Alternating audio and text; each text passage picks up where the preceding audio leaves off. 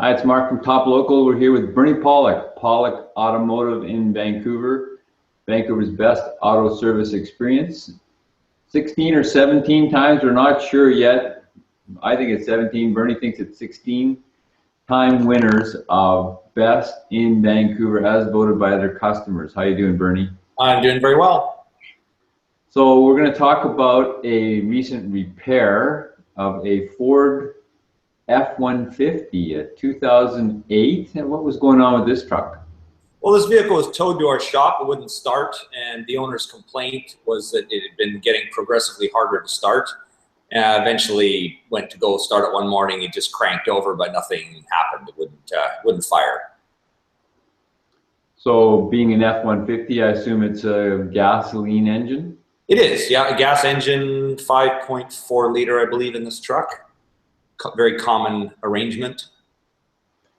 So what happened with this vehicle?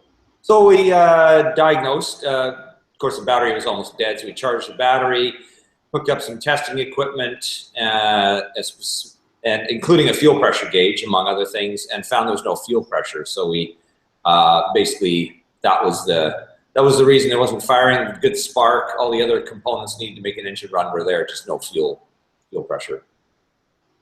So no fuel pressure is usually a dead fuel pump, right? Well, usually it is. As a matter of fact, probably about 95% of the time it is a fuel pump. But in this case, Ford has a little more complex system that adds to the fun of the diagnosis and ultimately the cost to the client to fix it as well. What we found when we completed our diagnosis is the fuel pump driver module was dead, and that was causing our fuel pump issue. So I've never heard of that. What's a fuel pump driver and why do they use it?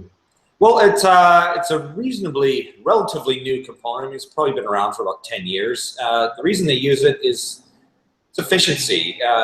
Somewhere, automotive engineers are looking at what it takes to run a vehicle, how much energy is being used just how much electrical energy it takes to run a fuel pump. And a lot of times you don't need that full-on 12-volt energy and pressure that a fuel pump delivers. At idle, for instance, you don't need a lot of fuel.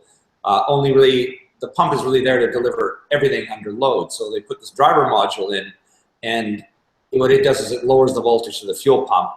More efficient use of the electricity of the vehicle is really what it is. And overall components, it kind of changes things around. But again, overall, for fuel efficiency as well, it helps out because you're not trying to deal with so much fuel pressure. So we can share a few photos and keep on talking. So here's our F-150, the typical nice four-door pickup truck, very, very useful vehicle.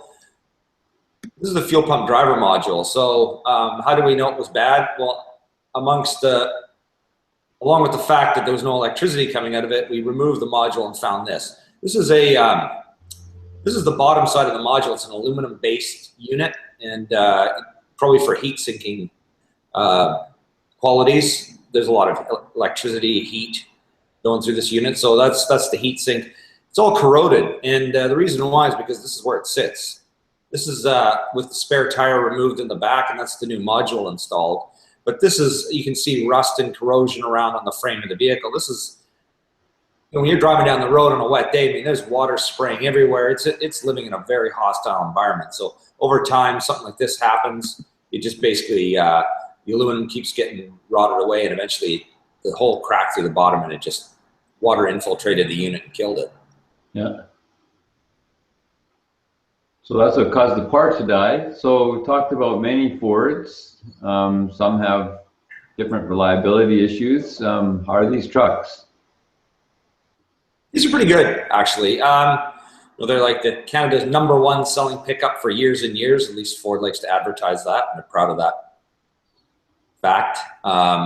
They're pretty decent trucks. I mean, they have their flaws. I think these newer ones, like 08 and newer, they got rid of the spark plugs blowing out of the engine and the spark plugs that seized in the engine, redesigned the way they should have been in the beginning.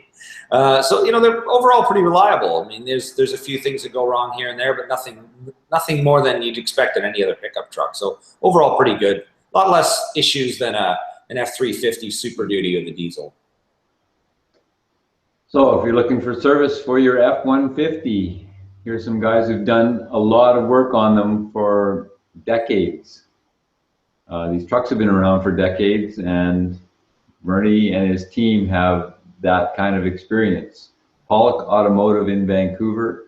Get a hold of them on their website, pawlikautomotive.com, or at 604-327-7112 to book your next appointment. Thanks, Bernie. Thanks, Mark.